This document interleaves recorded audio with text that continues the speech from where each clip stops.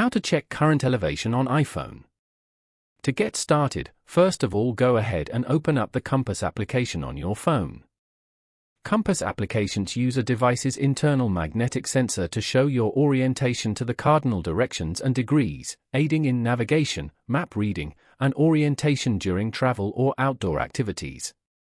To check your current elevation in a Compass application, find the elevation information displayed at the bottom of the screen below the compass dial. Your current location, elevation, and coordinates are displayed at the bottom of the screen. For accurate bearings and elevation, hold your device flat so the crosshairs in the center of the compass are aligned. This feature can be life-saving in emergency situations. Following these steps, you can easily check current elevation on iPhone. Thank you for watching. Please leave a like if this tutorial helped you, or leave a comment below if you have any questions related to the video.